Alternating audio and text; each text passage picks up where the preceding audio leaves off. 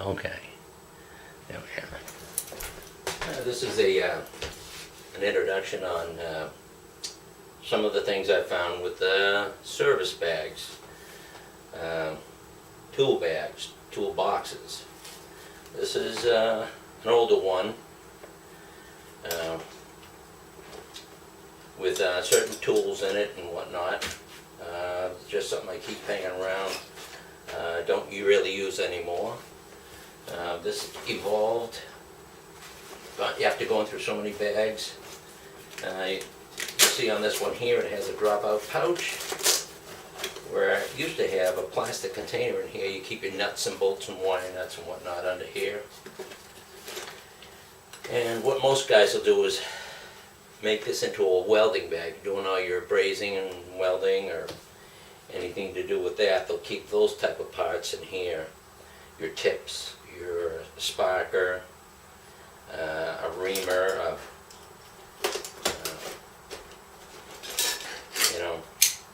vice grip type things, something to grab with, flux, acid brushes. Let's see what else is in here. Small torpedo level for leveling things, make sure things are vertical and plumb. Bore brushes or fitting brushes. Small 6-inch crescent or adjustable. An occasional screwdriver. One of these deals here to take off the burrs. Tubing cutters. All that kind of stuff would go on, in a small box like this here.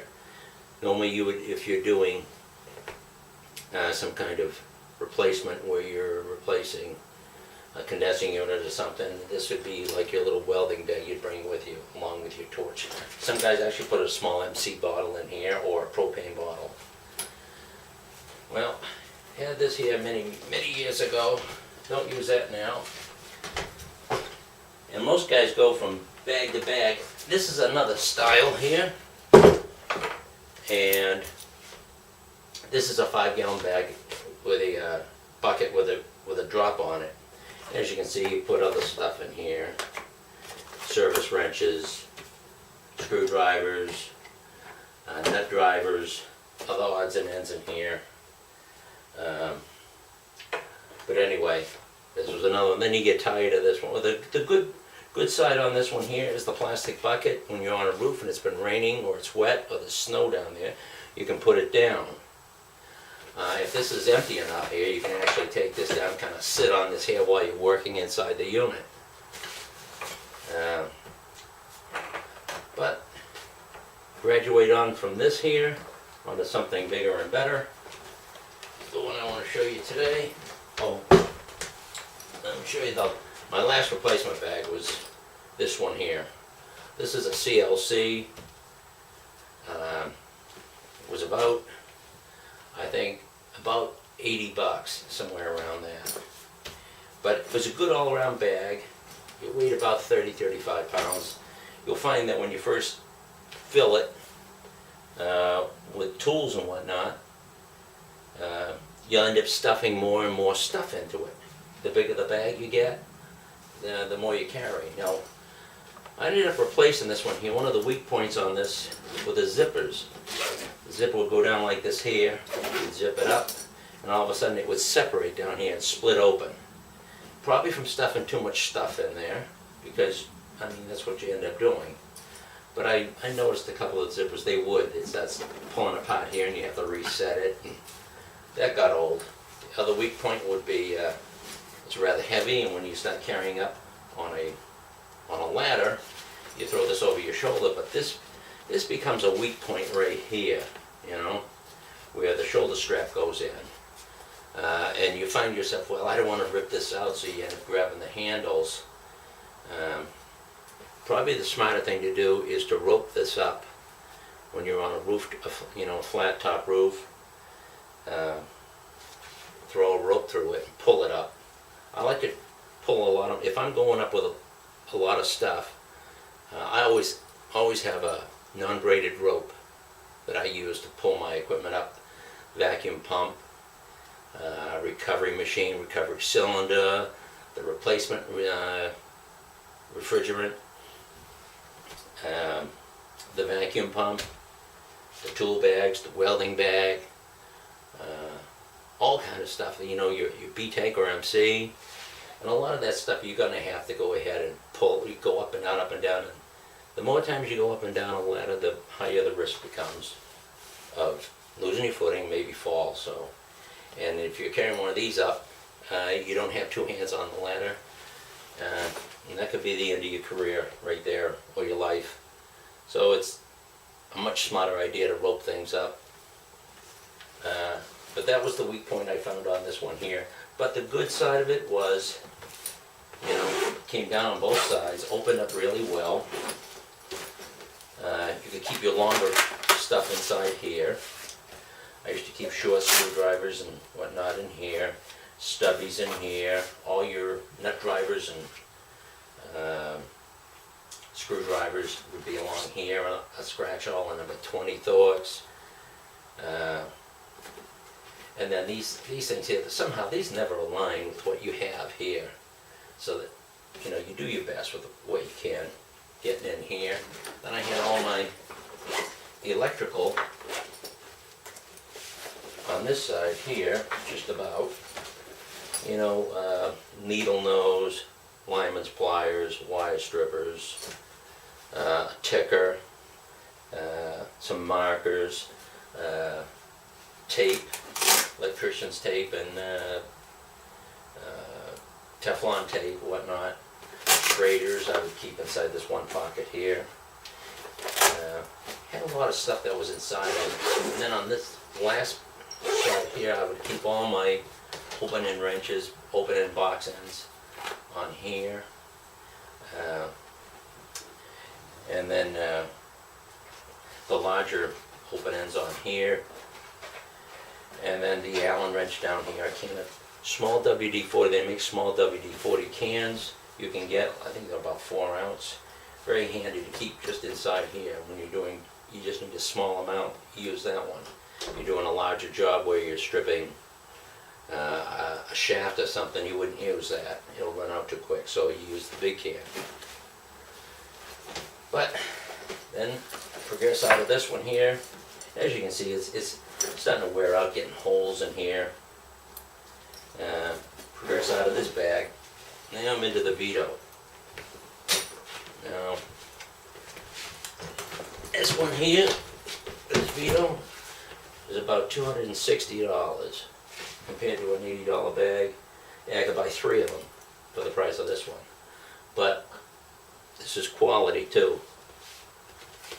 I don't know exactly how they plan on this being where you keep gauges, but I haven't figured it out, and they don't show you any diagrams on how they do, how they strap one in here. But the only way I could see is if you took your gauges all apart and kept it in here. What I use it for right now is my temperature sensors here, a little bit of never sees. This stuff is good. Putting this on shafts. You put this on a shaft, you gotta remember, you're likely the guy to be coming back to replace the blade or whatever. If you've got never sees on it, you'll be able to remove that shaft. This is for something small. I don't even know what I got in here. Oh, yeah, a little bit of monster tape and some of these electrical markers. I get some of these here that are ride-ons. They're still like 15 bucks for a little pad of these, but good thing is you can go ahead and write down any number or letter that you want on here and you put it on. There's an old trick I was taught when I was a young guy coming up in this. Never read schematics if you don't have to. Write things down. When you have to start going into schematics, it's just taking a lot longer. Just take the time to sit down and mark where all the wires go. And nowadays with a camera, you can take a picture of the wiring on there. So if you forget something or something looks odd, you'll be able to have a record of it. Now on the front of mine here, this I'm gonna try and get a better shot of this.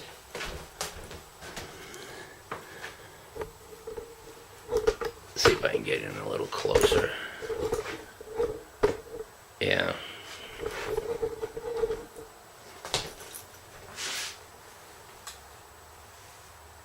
Okay.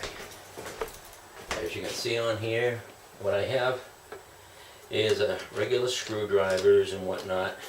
Down in the bottom of this here, I don't know if they ever field test these things here to fill these up or design these actually to fit certain tools that like an HVAC guy would have, lay out all his tools and figure out how to make a bag for it. That's the way they should have started it. A lot of these up here are rather useless little pockets up here where you would you can put small stuff like one of these deals here for service valves, or you can put your little 1/4" 5/16, 3/8, 7/16, and half up here, a Phillips and a flat tip maybe. I find also the flat tips are getting to be very rare. To find these little hex type deals that'll be a flat tip. You don't find hardly any of those anymore. But you know, you get your regular 1/4" and 5/16 long here. I keep the longer extension right here, and this is for 1/4" type bits like that. Keep a set of crescents here, pumps. Now these pumps here, you'll see these are the Nipex type. I love these ones here. They make several types. Now, these are both Nipex. Now this one here has a spring-loaded jaw where you set it to where you want it and let it go. And the mat going open and close, it stays at the same setting. I love that. This one here, on occasion, it can slip, just like channel locks. I think channel locks are probably the worst. I saw online Steve Labb saying he likes the Douglas pumps, and I noticed a lot of the pumps at the warehouse, those yellow-handled pumps, very, very common, and they go through a lot of them. So I asked the guys down there why the plumbers have a tendency to buy those pumps. Just curious. And he says they are a Douglas pump, and he said the main reason is they're $13. So if they lose them, who cares? Really, $13. These are more than $35. So if you lose a pair of these, yeah, it's a lot more worrisome than a pair of $13 pumps. So that would be one of the reasons I would say. But as far as quality goes, yeah, these things are great. You'll be able to tell the difference. With the Douglas, you'll notice the grips along here are just flat. These ones here have an indentation on there to help grab the hex nuts. Always keep an awl. Where does this all come in? Really, when you're lining up panels, a lot of times the easiest way to do it, you get your panel up there and you get this awl in one of those holes, all the others will line up. So I use the awl quite a bit to lining up panels, screw holes and whatnot. It helps, especially when the panel's kind of far away. You can stick this through and get it on there and help wiggle things into place. That's very handy. Now, a little bit about these. These are gear wrench. Well, I bought these here, and it's like anything else. The idea looks really good, you know, the swivel head, get on odd angles. After you buy them, you find out the ins and outs. And what's the problem with that? Well, when you're pulling on it, it has a tendency to pop off and slip off. So,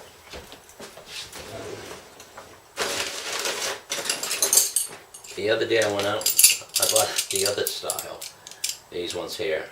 These are the ones that are solid on the end.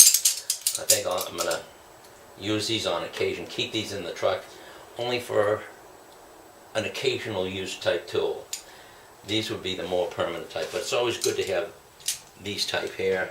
rather than using crescent wrenches, because crescent wrenches, they tend to get a little bit larger, a little bit smaller, and they don't fit on quite right, and you're back and forth. These always stay exactly the same, so. Then again, you're limited by the thickness of this metal also on here. I remember the snap-ons used to be really nice because the metal on here would be very, very thin, and on here too, because they used a higher quality steel. It helps you get into areas where you normally couldn't because of the thickness of the metal on these. So yeah, I would not recommend anybody buy these.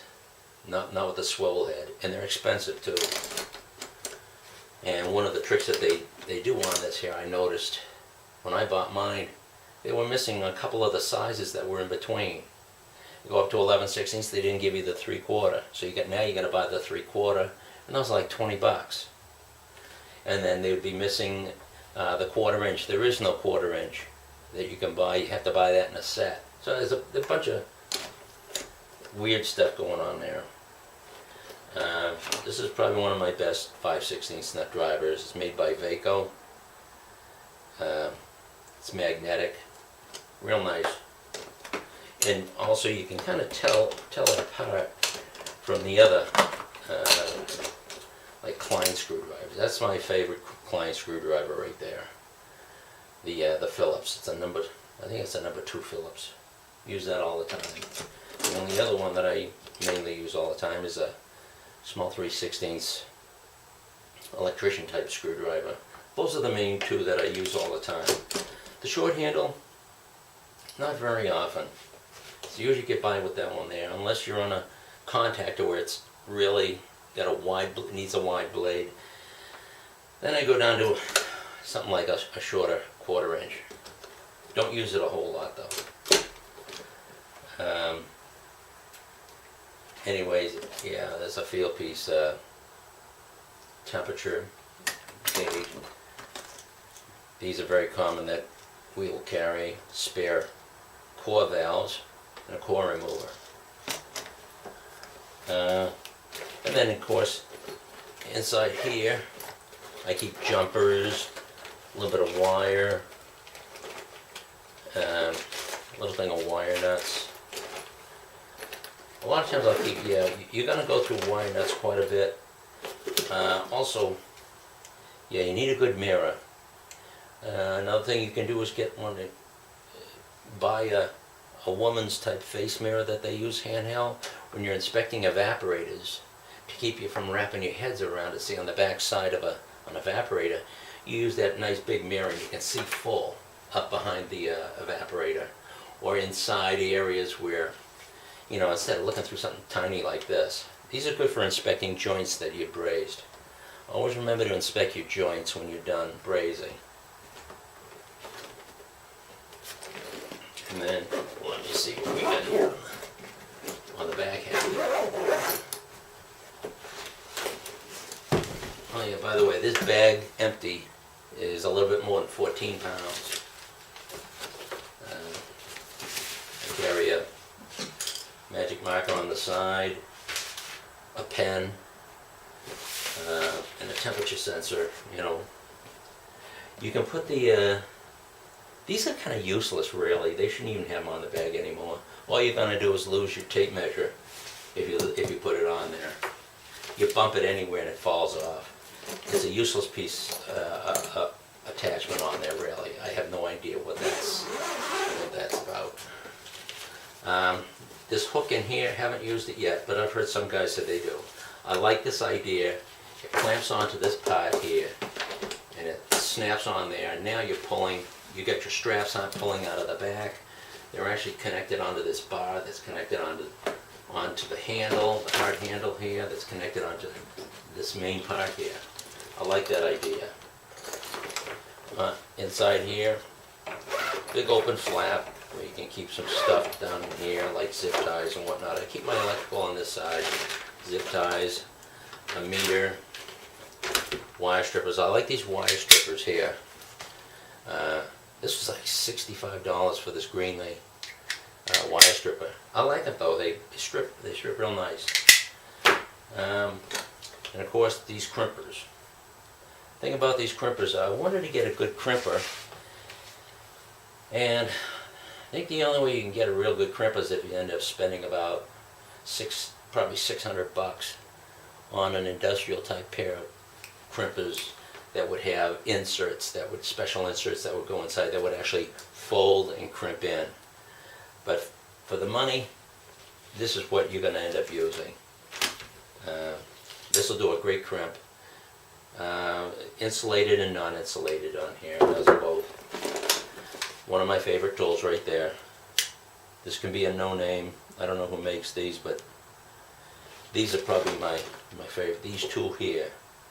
When you're going to pull off 1/4-inch spade connectors, what I do is I clamp onto it, and then I just tap it with this here, and it pulls it off so easy. If you try to pull it off with your hand, you're going to whack your hand somewhere on something sharp, and you're going to end up with a bad gouge, or the wire comes off. They don't come off easy, but for some reason, you tap it with this thing here, and they come right off. And you're grabbing it right by the spade, not the wire. Great. You'll find it's easy to reach in. Great tool. Always carry a bottle of a Zoom spout, and of course assorted almost everything inside there. This was a nice little thing you probably don't see very often. It's a 1/4-inch spade with a wire nut connected to it. You just spin it on, a couple of wires on, stick it right on, and you're back into business.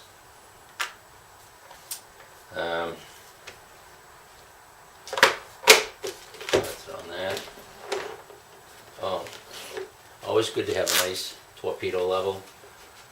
So in here was about $100 level. But like anything else, you get what you pay for. Good strong magnets on this.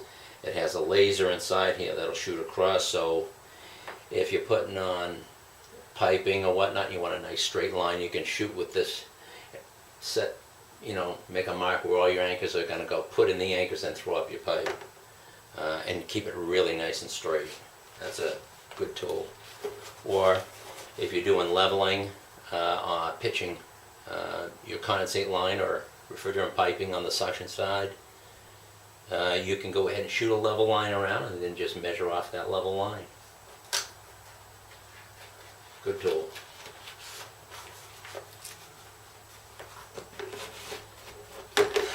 Nylog, oh,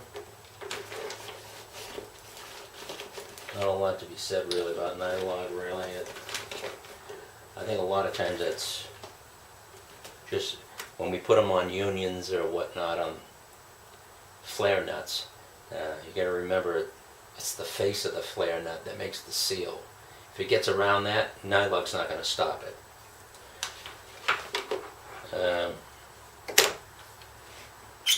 And this is a sling psychrometer by Backrack. It's got a little wet sock that you have in here that you make wet, and then to get your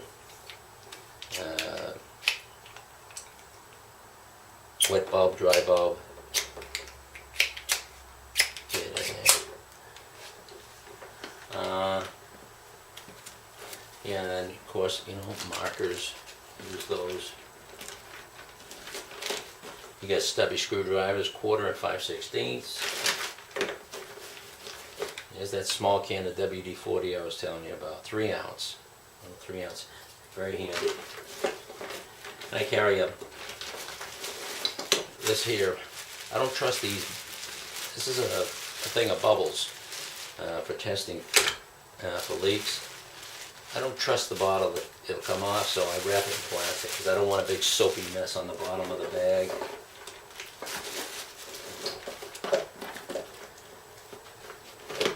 And of course, these are 5/16. With the yellow, I know these are all 5/16 nuts and whatnot in here. You have another one with red tape around it. That'd be about a 1/4 inch. But that's about it on this bag so far. Let me see on the top here. Keeps some things like a leak lock. I like the leak lock. It's That's a pretty good little deal. Oh, and you need stubbies too for your flat tip and Phillips. The other thing is using those little speed wrenches. You need a 1/4 5/16 speed wrench. And that's on the other side of here. But this is the bag that I'm using now. So far, I like it.